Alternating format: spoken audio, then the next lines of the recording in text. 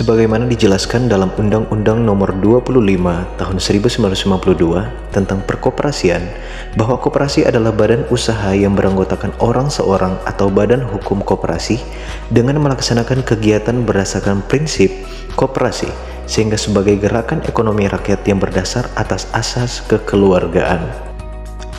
Tujuan dari koperasi itu sendiri adalah sebuah badan usaha yang organisasinya didirikan khusus bertujuan untuk memberikan kesejahteraan para anggotanya. Tujuan memberi kesejahteraan tersebut lebih kepada sektor ekonomi, badan usaha khusus yang dibentuk dengan asas kekeluargaan, sebab badan usaha ini akan memprioritaskan anggota di dalamnya. Dalam hasil rapat pemerintah, presiden dan menteri-menteri untuk membahas digitalisasi dorongan pengembangan dan modernisasi koperasi, pemerintah menargetkan pertumbuhan koperasi modern pada tahun 2024 sebanyak 500 unit koperasi. Untuk mencapai target tersebut, sekaligus menghadapi tantangan pengembangan koperasi, beberapa strategi yang dilakukan oleh pemerintah khususnya Kemenkop UKM, diantaranya melalui koperasi berbasis inklusif closed loop yang dikembangkan sebagai koperasi multi pihak, fokus koperasi di sektor real, pembiayaan, amalgamasi yaitu merger sesama koperasi, dan merger dengan unit usaha koperasi, dan upaya digitalisasi. Di era digital ini, pemerintah telah mendorong pengembangan koperasi melalui regulasi dengan terbitnya Undang-Undang Cipta Kerja pada tahun 2022 untuk memberi kemudahan koperasi dalam berkembang dan berdaya saing. Dalam hal ini, pengembangan koperasi juga mencakup 3 jaringan usaha koperasi. Apa saja 3 jaringan usaha koperasi tersebut dan bagaimana proses perkembangannya? Jaringan usaha koperasi adalah sebuah wujud dan keinginan dari masing-masing anggota koperasi dalam menjawab setiap tantangan dan peluang usaha. Dalam jaringan usaha koperasi terbagi menjadi 3 jaringan usaha yang paling utama. Yang pertama yaitu jaringan pemasaran, yang kedua jaringan produksi, dan yang ketiga jaringan keuangan. Dan langsung saja kita masuk dalam pembahasan yang pertama yaitu jaringan pemasaran bersama dengan Della Rani.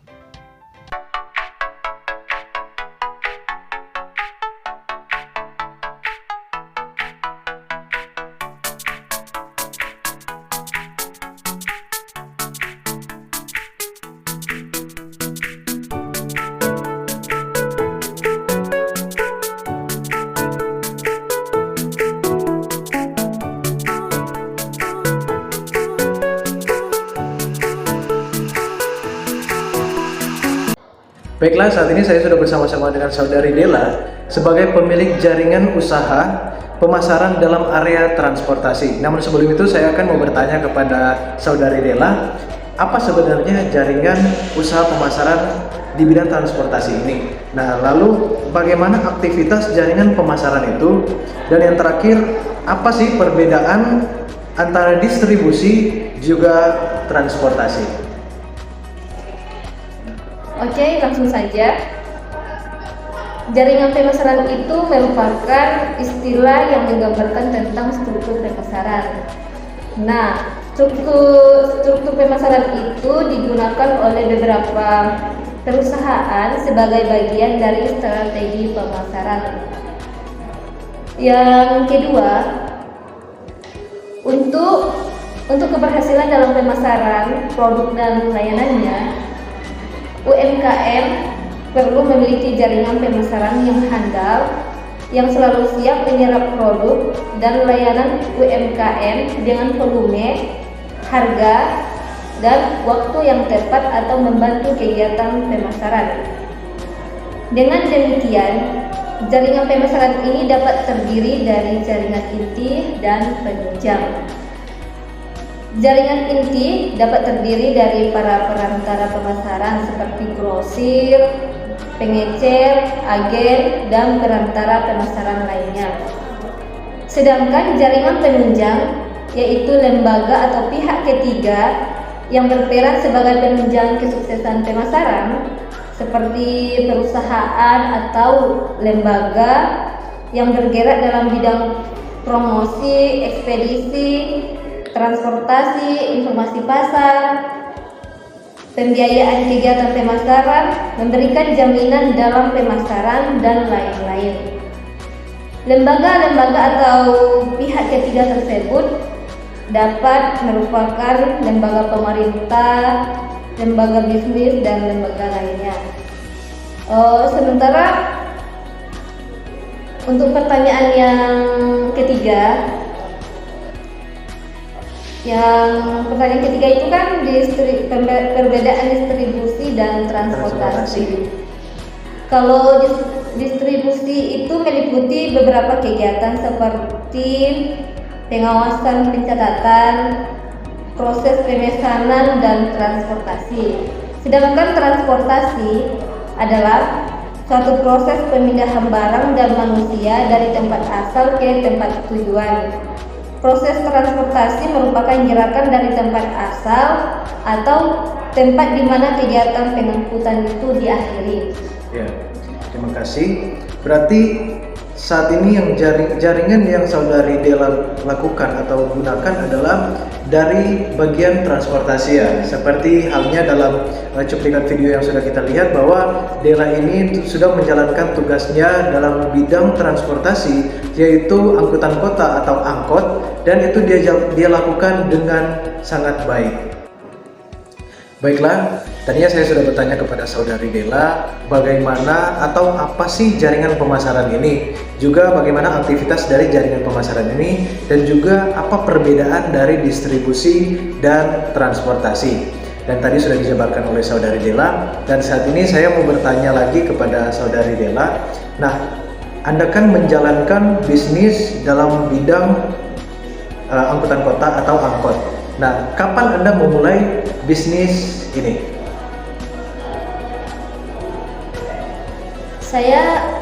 Saya memulai bisnis angkot ini dari tahun 2017 dan sampai saat ini. Dan untuk memulai usaha angkot ini sebenarnya tidaklah terlalu sulit, di mana kita hanya membutuhkan beberapa mobil angkutan untuk dijadikan angkot yang sudah ada izin trayek beserta sopir yang bisa diandalkan. Ya. Lalu berapa sih omset yang didapat per bulannya oleh Saudari Dela? Omset yang saya dapat per bulannya itu tidak menentu, tapi biasanya 3-5 juta per bulannya. Wow, banyak juga ya. Lalu kendala-kendala apa sih yang sering dialami oleh Saudari Dela dalam menjalankan bisnis ini? Kendala yang saya alami itu banyak.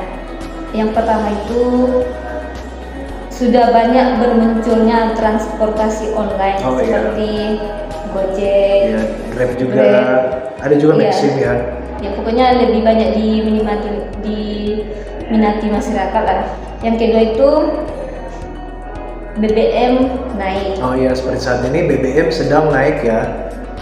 Terus yang ketiga itu kendaraan yang semakin tua. Nah, ya karena banyak sekali yang saya jumpai, banyak sekali angkot-angkot yang luarnya saja yang kelihatan baru, tapi ternyata di dalamnya itu sudah sangat-sangat tua. Iya. Ya baiklah. Lalu resiko-resiko apa seringkali yang terjadi ketika menjalankan bisnis ini?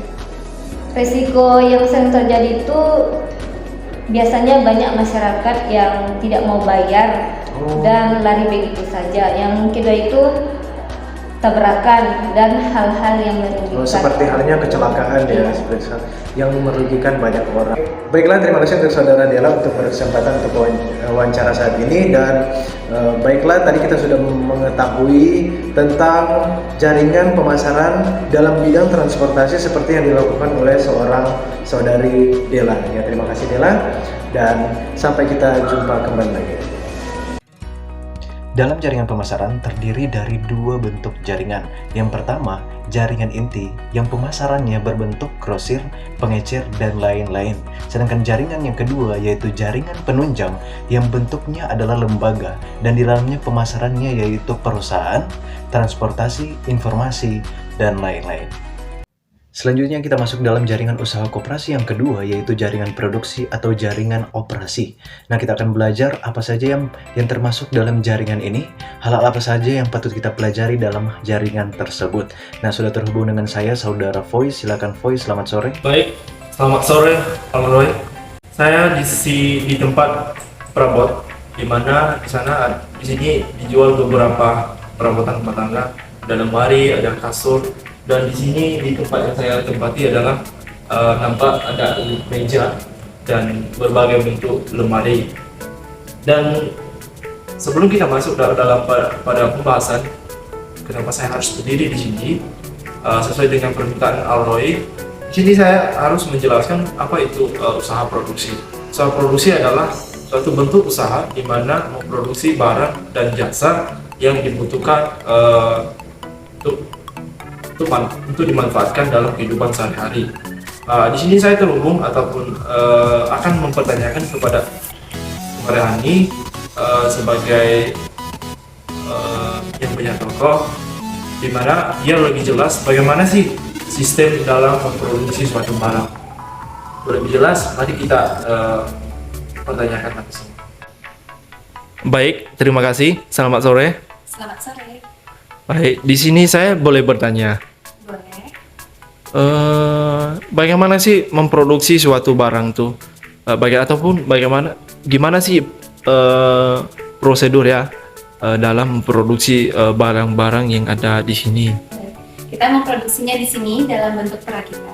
Jadi ketika barang sampai di dalam keadaan peti atau dalam keadaan koli barang, nah itu yang kita rakit di sini, sehingga dia jadi berbagai macam bentuk seperti ini. Terus untuk mendapatkan barang tersebut bagaimana caranya? Kita memesan barangnya lewat impor atau lewat Medan juga kita untuk memesan barangnya kita pesan. Sistem pabrikan barang yang kita produksi.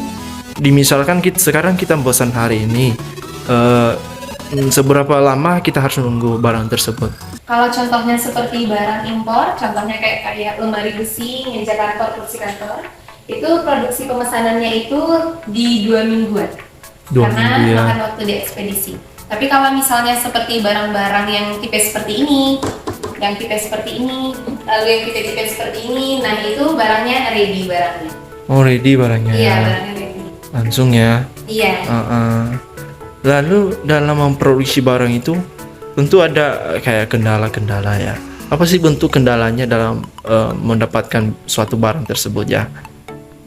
Kendala yang dimaksud kendala ketika di ekspedisi? Iya. Iya. Ataupun ketika sudah sampai di toko, apa sih kendalanya? Kendala barang itu contohnya kalau misalnya di ekspedisi, contohnya itu di bagian kacanya, karena di kaca itu bagiannya yang paling sering pecah ketika di ekspedisi. Lalu dengan hal tersebut, apa upaya yang harus dilakukan? Misalnya kacanya pecah atau gimana? Apa sih upaya dari pihak toko? Kalau dari pihak toko, untuk kelanjutan barang itu kita menggantinya atau memesan barang. Tapi kita untuk pengkomplainannya, kita komplain ke salesnya langsung. Salesnya itu ke orang pabrik itu langsung, yaitu di Medan, atau di mana tempat kita mesanan di Medan, atau di Malaysia, atau di Korea. Baik, terima kasih ya. Iya, sama-sama. Baik, Alroy, seputaran yang telah dijelaskan oleh pihak toko, begitulah caranya atau prosedurnya dalam memproduksi barangnya. Jadi sesuai dengan yang disampaikan, ada beberapa barang seperti kursi ini, meja, ini sangat bermanfaat dalam kehidupan sehari-hari. Baik, sampai di sini yang bisa saya jelaskan. Kata saya ucapkan terima kasih. Saya kembalikan kepada Alroy. Baik Voice, terima kasih untuk pemaparan materinya. Dan dari sini kita dapat belajar bahwa jaringan produksi atau operasi dapat bekerja sama dengan pihak-pihak lain atau berhubungan dengan pihak-pihak lain. Contohnya produsen, pemasok, dan pihak-pihak lainnya. Dan tujuannya adalah untuk menciptakan proses produksi berjalan dengan baik. Baiklah, kita masuk dalam jaringan usaha koperasi yang terakhir, yaitu jaringan keuangan. Nah, bagaimana proses dan apa saja faktor-faktor yang ada di dalamnya? Dan saat ini kita akan menyaksikan bersama-sama salah satu video inspirasi dari Yudrian Loambowo, salah satu tokoh masyarakat yang memulai usahanya di jaringan keuangan, yaitu Koperasi Simpan Pinjam.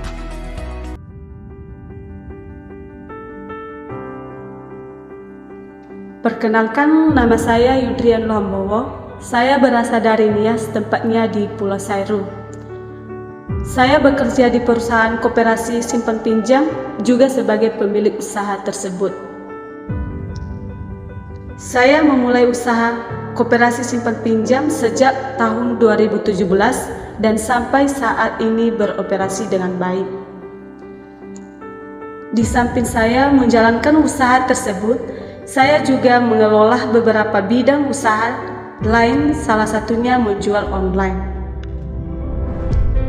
Dengan menjalankan usaha, Koperasi Simpan Pinjam menjadi salah satu modal utama saya dalam memenuhi kebutuhan keluarga saya, juga investasi di masa yang akan datang. Jadi bagian Koperasi Simpan Pinjam banyak mengajarkan saya bagaimana berinvestasi yang benar, baik dalam penanaman modal, syarat dan ketentuan-ketentuan yang berlaku. Mari belajar bersama-sama bagaimana cara mengelola Koperasi Simpan Pinjam dengan benar dan jaminan yang sangat memuaskan. Selanjutnya,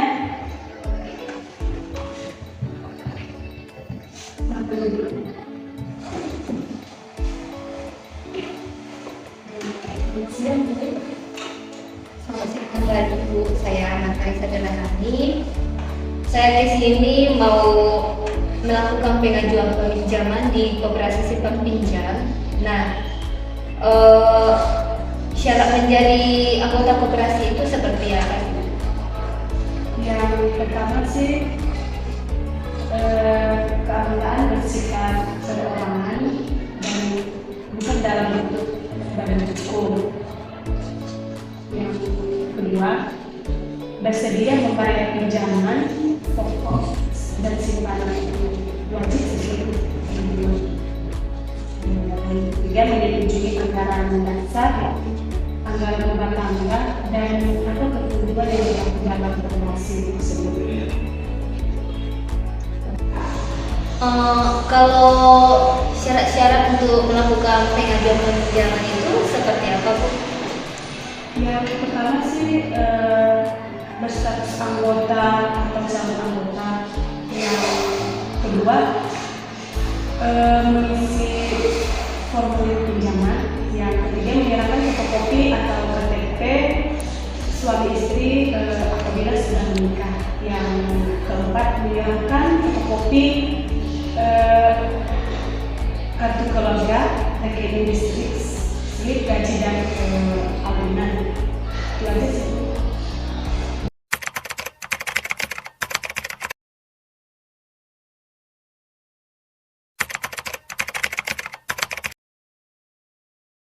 Koperasi Simpan Pinjam adalah suatu koperasi yang kegiatan usahanya mendukung dan menyalurkan dana kepada para anggotanya dengan bunga yang rendah.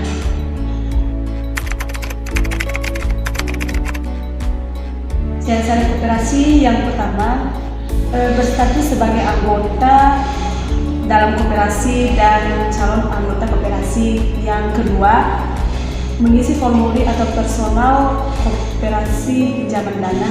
Yang ketiga, nomor pokok wajib atau BNP untuk pinjaman dana di atas RT 50 juta.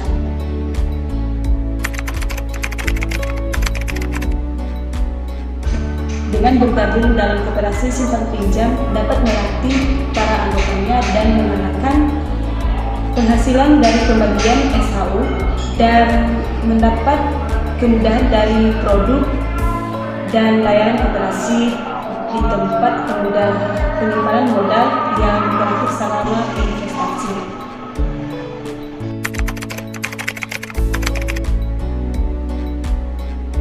Maksimal pinjaman di koperasi adalah jangka panjang diberikan kepada anggota dengan maksimal sebesar 500 juta rupiah dengan jangka waktu angsuran maksimal 120 bulan. Sekian dari cerita usaha saya, yaitu koperasi simpan pinjam. Semoga bisa menjadi tekad dan peluang yang baru bagi kita semua. Terima kasih. Dalam jaringan keuangan, terutama berbicara tentang kerjasama, sangat diperlukan hubungan-hubungan atau akses sumber pembiayaan baik dalam lembaga keuangan bank maupun non-bank.